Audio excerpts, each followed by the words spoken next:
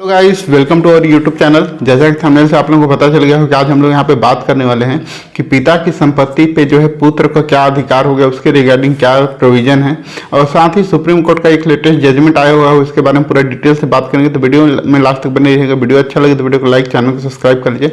मैं advocate Om Prakash, office and associate law firm Ambikapur से आप सभी लोगों का स्वागत करता हूँ। तो चलिए शुरू करते हैं। सबसे पहले हम लोग यहाँ पे एक चीज यहाँ पे देख लेते हैं कि अगर हम यहाँ पे देखते हैं कि पिता जो है अपनी प्रॉपर्टी को बेचना चाह रहा है या बेच रहा है, तो उस कंडीशन में क्या बच्चे लोगों का वहाँ पे परमिशन लेना जरूरी है? क्या वो वहाँ पे वसीयत कर रहा है या गिफ्ट डीड कर रहा है, किसी प्रकार को उस प्रॉपर्टी का यूज कर रहा है या आगे किसी को ट्रांसफर कर रहा है, उस कंडीशन में क्या पुत्र की वहाँ पे परमिशन लेने की जरूरत पड़ेगी? उससे पहले हम लोग यहाँ पे जो है प्रॉपर्टी का प्रकार को समझ लेते हैं, जो है कि कितने प्रकार का प्रॉपर्टी होता है। आप सभी लोग के लिए एक इंपॉर्टेंट इन्फॉर्मेशन है कि अगर आप में से किसी को भी कोई भी लीगल से रिलेटेड या फोरेंसिक से रिलेटेड, जैसे कि सिग्नेचर फोर्जरी हो या हैंड राइटिंग से रिलेटेड हो, इस तरीके का अगर आपको कोई भी प्रॉब्लम हो, तो उस कंडीशन में आप मेरे से डिस्क्रिप्शन बॉक्स में नंबर दिया है, व्हाट्सएप नंबर, उसके थ्रू आप लोग अपॉइंटमेंट बुक करा के मेरे से बात कर सकते हैं।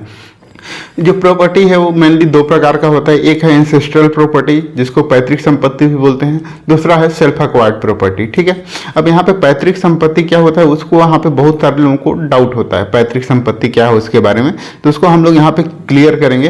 तो पैतृक संपत्ति जो होता है, आपके जो पिता हैं या आपके जो ग्रैंड फादर हैं, आपके पिता के ग्रैंड फादर से जो प्रॉपर्टी प्राप्त हुई, जैसे आपके पिता को उनके पिता से प्राप्त हुई है, तो उस कंडीशन में वो जो संपत्ति होगा वो वहाँ पे पैतृक संपत्ति होगा। मतलब वहाँ पे 4 पीढ़ियों से वहाँ पे चलती आ रही है, उस कंडीशन में वो प्रॉपर्टी है वो वहाँ पे पैतृक संपत्ति कहलाएगी। लेकिन एक चीज़ यहाँ पे और है कि अगर वो संपत्ति को अगर यहाँ पे गिफ्ट डीड के माध्यम से, वसीयत के माध्यम से, इस तरीके से अगर उसको ट्रांसफर किया गया है, तो वो उस कंडीशन में वो पैतृक संपत्ति नहीं कहलाएगी। जब वो या तो उनके मृत्यु के बाद हुआ हो या तो फिर उनको यहाँ पे बंटवारा के थ्रू उसको प्राप्त हुआ हो, तभी वो पैतृक संपत्ति मानी जाएगी। यानी कि जो है आपके पिताजी हैं, उनको प्रॉपर्टी जो प्राप्त हुई है वो उनके पिताजी की मृत्यु के बाद प्राप्त हुई है, किस कंडीशन में वो वहाँ पे क्या है, वो पैतृक संपत्ति मानी जाएगी। अगर वो वसीयत के थ्रू या फिर वहाँ पे गिफ्ट डीड के थ्रू या फिर आप सेल डीड के माध्यम से अगर वो प्रॉपर्टी उनको प्राप्त हुई है, तो उस कंडीशन में वो उनकी सेल्फ एक्वायर्ड प्रॉपर्टी में आ जाएगी। तो दूसरा यहाँ पे जो है self acquired property. Self acquired property, जैसे नाम से ही पता चलता है कि वो खुद से अर्जित की गई हुई प्रॉपर्टी जो है, स्व अर्जित प्रॉपर्टी जो इसको बोलते हैं, कि उनके द्वारा स्वयं से अर्जित, चाहे वो गिफ्ट के माध्यम से प्राप्त किया हो या वसीयत के माध्यम से प्राप्त किया हो या फिर सेल डीड के माध्यम से उनके द्वारा उस प्रॉपर्टी को प्राप्त किया गया हो, तो वो जो प्रॉपर्टी होता है वो उनका क्या होगा, सेल्फ एक्वायर्ड प्रॉपर्टी होगा।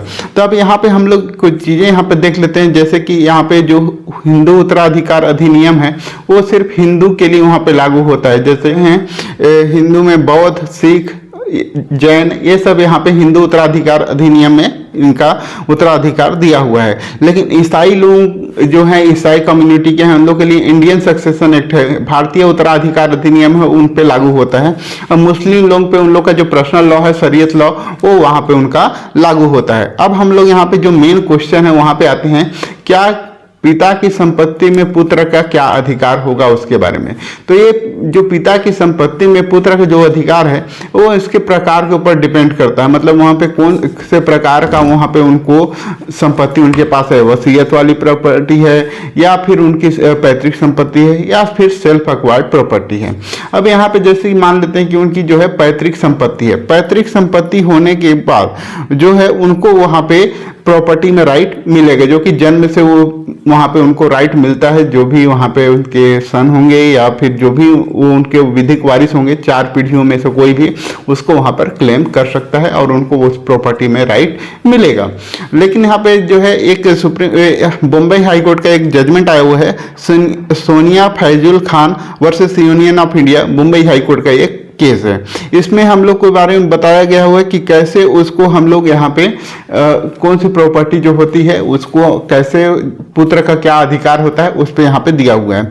उससे पहले एक हम लोग देख लेते हैं जो सेल्फ अक्वायर्ड प्रॉपर्टी है, उसमें जो उनके द्वारा उस प्रॉपर्टी को अक्वायर्ड किया गया है या उनके द्वारा जो प्राप्त किया गया है, जिनके नाम पे वसीयत हुआ हो, गिफ्ट हुआ हो या फिर उनके द्वारा परचेज किया गया हो, उनके जीवन काल में जब तक उनकी मृत्यु नहीं हो जाती, जब तक वो जीवित हैं तब तक उस प्रॉपर्टी में उनका राइट होगा, उसमें उनके अलावा किसी और का राइट नहीं होगा।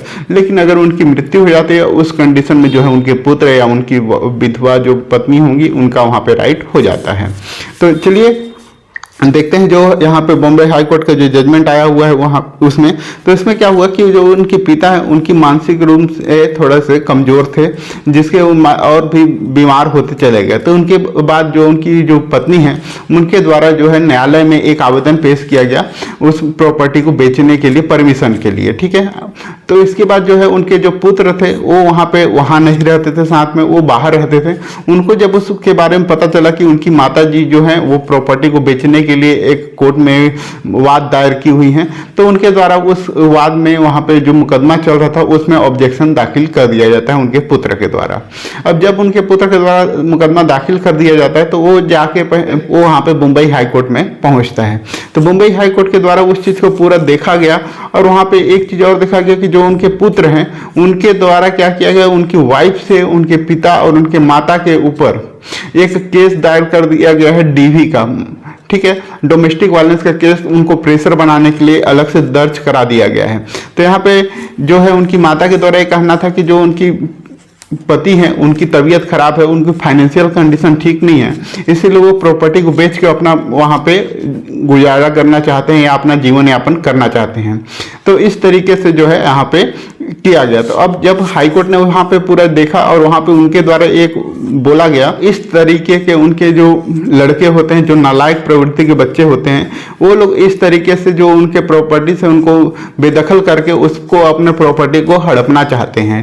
मुंबई हाईकोर्ट ने इस चीज को यहाँ पे कहा कि उनके द्वारा जो भी सेल्फ अक्वायर्ड प्रॉपर्टी है उस प्रॉपर्टी में चाहे बिल के माध्यम से पाया गया हो या गिफ्ट डीड के माध्यम से या फिर उनके द्वारा परचेस किया गया हो, उस प्रॉपर्टी में चाहे उनकी एक बेटा हो, दो बेटा हो या तीन बेटे हो, किसी का भी जब तक वो जीवित हैं तब तक उसमें कोई भी राइट नहीं होता है जब तक कि उनको उसको वसीयत के माध्यम से ना दे दिया गया हो या उनको ट्रांसफर न किया गया हो, ठीक है। तो इस तरीके से यहाँ पे जो है उनका जो ऑब्जेक्शन था उनके बेटे का उसको वहां पर से कैंसिल कर दिया गया। तो यहाँ तक आप लोगों को क्लियर हो गया होगा कि आज जो भी बच्चे का जो है या पुत्र का वहां पे जो सेल्फ अक्वायर्ड प्रॉपर्टी है उसमें उनका कोई भी राइट नहीं होता। आप ये जो जजमेंट है इसका यूज कर सकते हैं। वीडियो अच्छा लगा हो तो वीडियो को लाइक करें, चैनल को सब्सक्राइब करें ताकि आप लोगों को इस तरह का अपडेट मिल सके।